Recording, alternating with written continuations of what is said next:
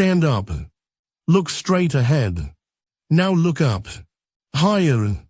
Higher than that. That is the shoulder. Not the head. The shoulder. 6 tons. You weigh 60 kilos. 100 of you. Now the tusks. 4 meters. Curved. Solid ivory. Longer than a cart. On its face. Now look behind it. It is not alone. Never alone. They live in herds. They protect each other. They remember. Now look at your weapon. A stick. With a rock on it. That is it. That is everything you have. Now the mammoth side. Under the fur. Skin. 2 centimeters. Thick. Under the skin. Fat. 8 more centimeters. 10 centimeters. Before you reach anything. Before muscle. Before blood. Before anything that matters. Now throw. Hard as you can. Your best throw. The spear hits. And stops. In the fat. The mammoth turns its head. Looks at you. That is all. To a 6-ton animal. Your hardest throw. Is a splinter. Now it charges. 6 tons. Moving. At you.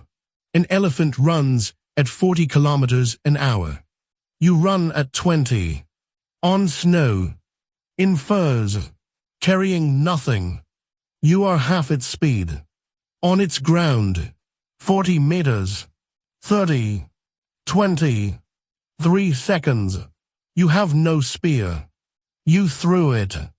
And it did nothing. You cannot outrun it. You cannot fight it. You cannot climb. You are going to die. And yet, we ate them. Not once, and not by luck, and not by finding one already dead in the snow. Regularly, for thousands of years, across 2 continents. We have their bones with our stone still stuck in them. We have our children's chemistry, and it is full of mammoth. We built houses out of them. Not shelters propped against a rock, houses, walls of stacked leg bone. Tusks arching over the door like a frame. Dozens of animals in a single wall. So a 60-kilo animal, with a stick, killed a 6-ton animal so many times that it built architecture out of the leftovers. How? Because it was not the throw. It was never the throw. Everything you have ever seen about this is wrong. The movies with the line of hunters and the volley of spears. The video games where you creep up and take the shot. The drawing in the schoolbook you had when you were 9. All of it wrong. In 2024, a team at Berkeley finally sat down and ran the physics. And what came back was not a small correction. It flipped the whole picture upside down. You do not kill the mammoth. The mammoth kills itself. Let me show you how. Let us start with the animal, because the numbers are the whole story. A woolly mammoth stood about 3 meters at the shoulder and weighed around 6 tons. That is a full-grown African elephant with a fur coat. In North America there was a bigger cousin, the Colombian mammoth, and that one could push 9 or 10 tons. Think about a delivery truck. Now give the truck tusks, a brain, a temper, and the ability to run at you. Now the defense system. The hide on a mammoth ran about 2 centimeters thick, and under that sat a layer of fat that could be 8 centimeters deep. That is 10 centimeters of before your weapon touches a single thing worth hitting. No muscle, no artery, no organ, 10 centimeters of nothing that cares about being stabbed. And the fur on top of that, matting and tangling and grabbing at anything that comes in. So here is the honest question. What exactly did people think was happening? The picture everybody carries around is the same one. A line of fur-clad hunters, spears back, a shout, and a volley of spears arcing into the side of a mammoth until it goes down. That image is everywhere. It is in the movies. It is in the video games. It is on the wall of every natural history museum gift shop. And for a long time, it was in the scientific literature too, because it was the obvious guess, and nobody had a better one.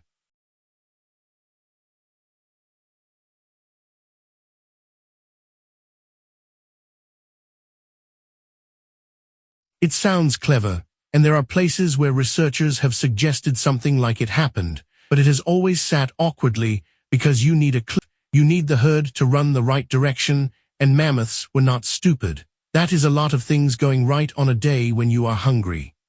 So the field had two stories, and neither one had ever been tested against physics. Then in 2024, a team of archaeologists at the University of California, Berkeley decided to actually do the math. The team was led by Scott Byram, working with Jun Sunseri, and what they had was the one piece of the puzzle that always survives, the stone points. Because here is the problem with studying prehistoric weapons: the wood rots, the cord rots, the pitch that glued the whole thing together rots. After 13,000 years, all that is left in the dirt is the rock, and for a century, people looked at that rock, imagined a stick behind it, and assumed they knew what the weapon was. Byram and Sunseri built replicas, and then instead of asking how far a person could throw one, they asked a different question: how much force does it actually take to get through 10 centimeters of mammoth? The answer was brutal. Earlier experiments had already fired stone-tipped spears into clay and into ballistics gel, the same stuff used to test bullets, and the results, when you scale them up to a 9-ton animal, are almost funny. A thrown spear is a pinprick. Sunseri put it in a way that sticks with you. The energy a human arm can generate is nothing compared to the energy of a charging animal, not a little less. He said it is an order of magnitude different. Read that again, 10 times, not 10%, 10 times. Your arm is not a weapon against this thing. Your arm has never been a weapon against this thing. Every human who ever lived, at the peak of their strength, throw as hard as physically possible, could not put a spear through a mammoth. So the throwing story is not just unlikely, it is arithmetically dead. Which leaves the question sitting there, bigger than before, because we know they died. We have their bones with stone in them. We have meat in human chemistry. We have their skeletons stacked into walls. If the arm cannot do it, something else did. Here is what Byram's team proposed. You do not throw the spear, you plant it. You brace the butt of it against the ground, you angle the tip up, and then you wait. The mammoth charges, and the mammoth, moving with 6 tons of its own momentum, runs onto the point. Its own weight drives the spear in. Its own speed does what no arm on earth could do. The harder it comes, the deeper it goes. They call it pike hunting, and it is not a new idea in the sense that nobody ever thought of it. Humans have used braced weapons against charging animals all over the world for a very long time. Boar spears work on exactly this principle. There are historical accounts and artwork of it from multiple cultures. Byram's team went through them. What is new is applying it to this. To the Clovis people, 13,000 years ago in North America, standing in front of the largest land animals on the continent. And once you see it, the tools start making sense in a way they never did before. Clovis points are famous. If you have ever seen one, you know why. They are beautiful, they are symmetrical, and they have a strange feature that people have argued about for decades. A flute, a groove chipped out of the base, running up toward the middle. Why would you do that? It weakens the point. It is difficult. Nappers ruin them constantly trying. You are taking your best rock and carving a channel into the part that has to hold. The old answer was that it helped attach the point to the shaft. Maybe. Berkeley team looked at it through the pike lens, and the flute reads differently. The team's view is that these spears were engineered, not decorated, engineered, designed to do a specific job, and designed to protect the person holding them. Because think about what happens when 6 tons hits the end of a stick you are holding. Something has to give. And if the whole weapon holds rigid, the thing that gives is you. The energy comes straight down the shaft and into your body. So a system that lets the point break away, or lets the shaft split in a controlled way, is not a flaw. It is a fuse. It is the part that is supposed to fail, so that you do not. I want to be careful here, because this is where a video like this usually starts lying to you. This is a hypothesis. It came out in 2024. It is the newest and best supported explanation on the table, and it fits the physics in a way nothing else does. But Byram himself says the team wants to keep testing it. They talk about building a replica mammoth and slating an attack. That work has not happened yet, so nobody has proven this. What they have done is show that the story everybody believed does not survive contact with a calculator, and offered something that does. That is how science actually moves, not with a discovery, with a better guess that survives harder questions. But here is why I believe the shape of it. The evidence for the hunting itself is not in doubt. We have stone weapon tips found inside mammoth bone, not near it, in it, driven into the bone hard enough to stick and stay stuck for thousands of years. We have point-still sites with impact damage, the specific fracturing you get when stone hits something solid at speed. That is not scavenging, you do not stab a carcass. And then there is the chemistry, which I find harder to shake than the bones. In North America, researchers analyzed the remains of an infant from the late Ice Age. The chemistry of a body records what it ate, and an infant records what its mother ate. The result came back that this child's mother got roughly 40% of her protein from mammoth. 40%, not a lucky find one winter, not a story the grandparents told. 40% of the protein building a human child came from an animal that weighs as much as a truck. The rest was mostly elk and bison, small animals barely registered at all. These people were not scraping by on rabbits and dreaming about mammoths. Mammoth was dinner. And then there is measurage.